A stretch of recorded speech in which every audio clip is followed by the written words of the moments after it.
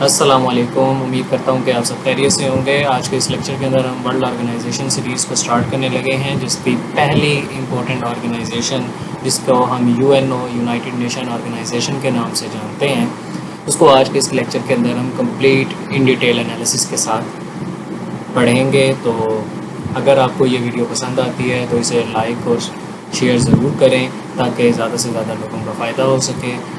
और नेक्स्ट चलते हैं अपने टॉपिक की तरफ। तो यूनाइटेड नेशन ऑर्गेनाइजेशन आज का हमारा टॉपिक है।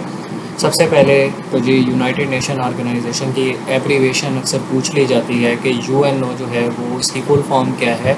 तो यूनाइटेड नेशन ऑर्गेनाइजेशन है। फाउंडेशन की बात करें तो ये 24 अक्टूबर 1945 को बनी और इस डे को यूनाइटेड नेशंस डे भी कहा जाता है, 24 अक्टूबर को। ये बनी क्यों थी? तो ये सेकेंड वर्ल्ड वॉर जब ख़त्म हुई तो उसके बाद फौरी बाद इसकी ज़रूरत महसूस हुई। तो सैन फ्रांसिस्को के अंदर एक कॉन्फ्रेंस होती है जिसमें 1945 के अंदर एक चार्टर साइन होता है, जिसके नतीजे में यूएनओ बनती है। अगर हम इसके हेडक्वार्टर की बात करें तो अक्सर पूछा जाता है एमसीक्यूज़ में, तो इसका headquarter New York city United state of America में है। यूनाइटेड नेशन ऑर्गेनाइजेशन की टोटल 6 लैंग्वेजेस हैं: Arabic, French, Russian, Spanish, English, Chinese. आप इनको इस एब्रीवेशन से भी याद कर सकते हैं, FECERS, फेसर्स। हर लैंग्वेज का मैंने फर्स्ट कैपिटल लेटर जो है वो एब्रीवेशन के तौर पर रखा है। F से फ्रेंच, A से अरेबिक, C से चाइनीज़, E से इंग्लिश, R से रशियन एंड S से स्पेनिश। मेंबर्स की अगर हम बात करें तो टोटल मेंबर स्टेट इसकी 193 हैं और ऑब्जर्वर स्टेट इसके अंदर 2 आती हैं, जिनमें पहला आपके पास होली सी, जिसे वेटिकन सिटी भी कहते हैं, और पैलेस्टाइन है सेकंड ऑब्जर्वर स्टेट। तो जो टोटल कॉमनली काउंटेड होती हैं एग्ज़ाम के अंदर आपसे पूछी जाती हैं तो वो 195 पे आपने क्लिक करना होता है, जिसमें 193 आपके पास परमानेंट स्टेट्स हैं और 2 आपके पास ऑब्जर्वर स्टेट्स आ जाती हैं। आगे चलते हैं, इसके मोटो के बारे में बात करते हैं। तो peace, dignity and equality on a healthy planet, ये इसका मोटो है। सेक्रेटरी जनरल की बात करें तो पहले एमसीक्यू जो यहाँ से आपसे पूछा जाता है वो फर्स्ट सेक्रेटरी जनरल के बारे में पूछा जाता है, जिनका नाम था ट्राइगिव ली। उनका ताल्लुक नॉर्वे से था। 1946 से 52 तक उनका टेन्योर रहा। जो करंट सेक्रेटरी जनरल हैं इनका नाम एंटोनियो गुटरेस है, जिनका ताल्लुक पोर्चुगल से है और ये इनका सेकंड टेन्योर है। फर्स्ट टेन्योर 2017 से 2021 तक था और सेकंड टेन्योर जो है वो जनवरी 2022 से अभी दिसंबर 2026 तक इनका टेन्योर है। उसके बाद नेक्स्ट चलते हैं तो यूएनओ के बारे में कुछ इंपॉर्टेंट फैक्ट्स हैं। तो लार्जेस्ट इंटरनेशनल ऑर्गेनाइजेशन है दुनिया के अंदर जो इंटरनेशनल पीस और सिक्योरिटी को मेंटेन करती है। उसके अलावा इसको बनाने का मकसद जो था वो लीग ऑफ नेशंस, जो कि फ़र्स्ट वर्ल्ड वॉर के बाद बनाई गई थी, उसकी फेलियर की वजह से इसको बनाया गया था। वो बेसिकली पीस कीपिंग मिशंस को कामयाब रखने में नाकाम रही, तो इस वजह से ये ऑर्गेनाइजेशन बनी। तो जो इसके फाउंडिंग मेंबर्स हैं वो तकरीबन 51 के करीब ममालिक हैं। और यूएन का जो इम्पोर्टेंट एमसीक्यू पूछा जाता है कि यूएन ने अपना फ्लैग कब अडॉप्ट किया, तो वो 1946 के अंदर किया है। मैंने कोशिश की है कि यूएनओ से रिलेटेड जितने इंपॉर्टेंट एमसीक्यूज़ आपसे पूछे जाते हैं वो मैं इस लेक्चर के अंदर कवर कर दूँ, तो काइंडली इसको आपने नोट ज़रूर करना है।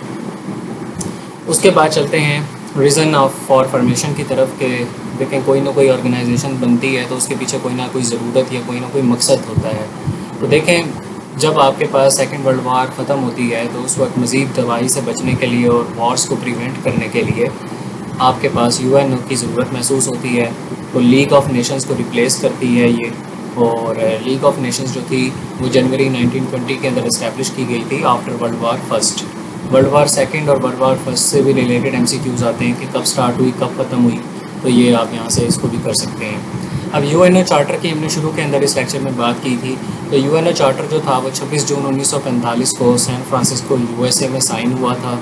और इस वक्त जो ओरिजिनल इसके ऊपर जिन कंट्रीज़ ने साइन किया था वो 50 कंट्रीज़ थे। और 24 अक्टूबर 1945 को इसी चार्टर की बदौलत जो है वो जो यूनाइटेड नेशन ऑर्गेनाइजेशन एक आपके सामने इदारा है, ये मार्ज़ वजूद में आते हैं। आगे चल के बात करते हैं यूएनओ के ऑर्गन्स के बारे में कि मेन जो इसके वर्किंग ऑर्गन्स हैं वो कौन कौन से हैं। तो सबसे पहले आपके पास आता है जनरल असेंबली। यहाँ से इम्पोर्टेंट क्वेश्चंस पूछे जाते हैं।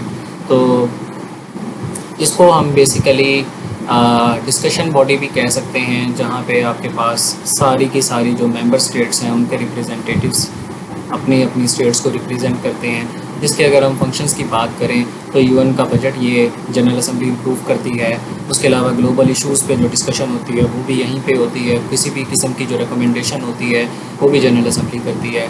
और इसके अलावा ये जो सिक्योरिटी काउंसिल्स के नॉन परमानेंट मेंबर्स हैं, जो कि तकरीबन 10 बनते हैं, ठीक है, 2 साल का इनका टेन्योर होता है, तो 10 मेंबर्स बनते हैं। इनको भी इलेक्ट जनरल असेंबली ही करती है।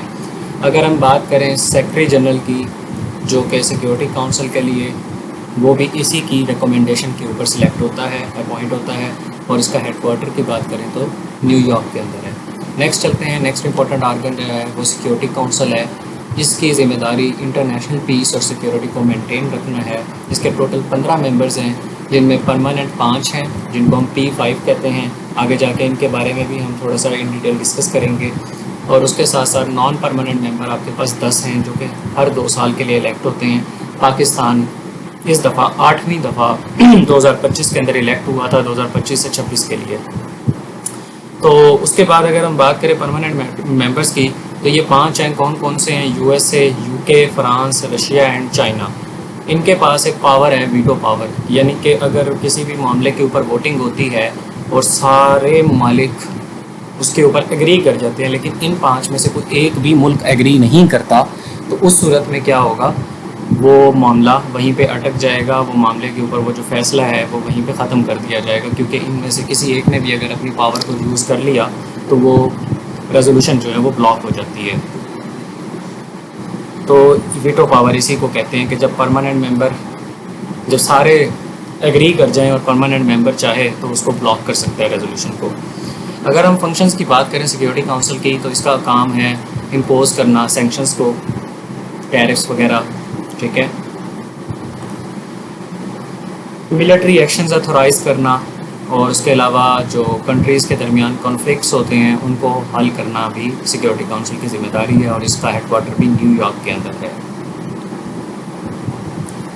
उसके बाद आते हैं इकोनॉमिक एंड सोशल काउंसिल की तरफ, जिसको हम ECOSOC कहते हैं, economic and social council, not security council.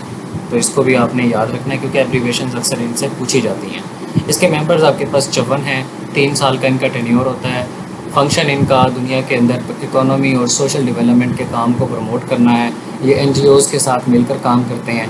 जो UN के साथ मेन कोऑर्डिनेटेड एजेंसीज़ हैं जो काम करती हैं मिलकर, उनमें आपके पास वर्ल्ड हेल्थ ऑर्गेनाइजेशन WHO है, यूनेस्को है, यूनिसेफ है, और इनका जो हेडक्वार्टर है इकोनॉमिक एंड सोशल काउंसिल का, वो आपके पास न्यूयॉर्क के अंदर है। अच्छा, चौथा इंपॉर्टेंट आर्गन था ट्रस्टीशिप काउंसिल। ये आपके पास 1994 के अंदर जो है वो ख़त्म हो गया था, सस्पेंड कर दिया गया था। इसका काम बेसिकली होता था टेरिटरीज़, जो ट्रस्ट टेरिटरीज़ होती थी उनको सुपरवाइज़ करना और उनको इंडिपेंडेंस के लिए तैयार करना। तो इसको 1994 के अंदर जो है वो सस्पेंड कर दिया गया था। लास्ट जो टेरिटरी थी जिसको जो आज़ाद हुई है इसके तहत, वो पालू थी, और इसका हेडक्वार्टर भी न्यूयॉर्क में है। नेक्स्ट इंपॉर्टेंट ऑर्गन है जो ICJ है, इंटरनेशनल कोर्ट ऑफ जस्टिस। ये बहुत इंपॉर्टेंट है। इससे रिलेटेड हर साल हर एग्ज़ाम के अंदर MCQs लाजमी पूछे जाते हैं। तो सबसे पहले इंटरनेशनल कोर्ट ऑफ जस्टिस बना कब था? तो 1945 से 46 के दरमियान बना था। और इसका काम क्या है? जो स्टेट्स के दरमियान लीगल डिस्प्यूट्स होते हैं उनको हल करना, और उसके अलावा मुख्तलिफ जो लीगल ओपिनियंस होते हैं उनके ऊपर एडवाइज़री का रोल भी ये अदा करता है। इसके जजेस की तादाद के बारे में अक्सर पूछा जाता है, तो वो 15 होते हैं, और उनका जो टर्म होता है वो 9 साल के लिए होता है। इनको इलेक्ट कौन करती है? जजेस को जनरल असम्बली और सिक्योरिटी काउंसिल दोनों मिल के इलेक्ट करते हैं। और इसका जो हेडक्वार्टर है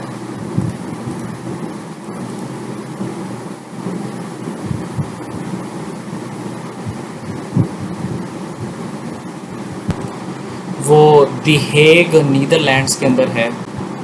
लास्ट इंपॉर्टेंट ऑर्गन है जी सेक्रेटेरिएट, जो एडमिनिस्ट्रेटिव बॉडी ऑफ UNO है, और इसको हेड करता है सेक्रेटरी जनरल। और करंट सेक्रेटरी जनरल जो हैं वो एंटोनियो गुटरेस हैं, जिनका ताल्लुक पोर्चुगल से है और उसके अलावा ये इनका सेकंड टेन्योर है। अगर हम इसके फंक्शंस की बात करें तो जितने भी यूएन के डिसीजंस होते हैं, सेक्रेटेरिएट का काम उन पे इम्प्लीमेंट करवाना है, रिपोर्ट्स और डॉक्यूमेंट्स को प्रिपेयर करना होता है, और उसके अलावा जो डेली ऑपरेशंस यूएन के हो रहे होते हैं उनको मैनेज करना होता है, और इसका हेडक्वार्टर भी न्यूयॉर्क के अंदर है। आगे चलते हैं, पाकिस्तान और यूएनओ के ताल्लुक़ के बारे में देखें तो पाकिस्तान ने यूएनओ को 30 सितंबर 1947 में ज्वाइन किया था। ये इंपॉर्टेंट एमसीक्यू है, हर साल पूछा जाता है, हर एग्ज़ाम में पूछा जाता है। और पाकिस्तान जो है वो यूएन के जो पीस कीपिंग मिशंस हैं, दुनिया के अंदर अमन कायम करने के लिए जो यूएन मिशंस करता है, उनके अंदर भी पाकिस्तान एक एक्टिव मेंबर है। उसके अलावा पाकिस्तान ने non permanent member of security council जो है वो 8 दफ़ा रहा है, जिसमें लास्ट टर्म जो थी वो 2025 से 26 के दौरान थी। अब इसके अलावा आपसे इसके बजट से रिलेटेड कुछ एमसीक्यूज़ पूछे जाते हैं। तो टॉप कंट्रीब्यूटर जो यूएन बजट के अंदर है वो यूनाइटेड स्टेट है, ऑलमोस्ट 22% इसका शेयर है, और चाइना उसके बाद सेकंड नंबर पे आता है जिसका 15% है, और फिर जापान है, जर्मनी और यूके है। अच्छा, एक इम्पॉर्टेंट एमसीक्यू यहाँ से और भी पूछा जाता है कि वो कौन सा मुल्क है जिसने सबसे ज़्यादा अपनी वीटो पावर को यूज़ किया है। तो यूएसएसआर, जिसे हम रशिया कहते हैं, इसने अपनी पावर को यूज़ किया है, वीटो पावर को सबसे ज़्यादा। और अभी रिसेंट एरा के अंदर अगर आपसे पूछ लिया जाए तो वो यूएसए ने इसको यूज़ किया है।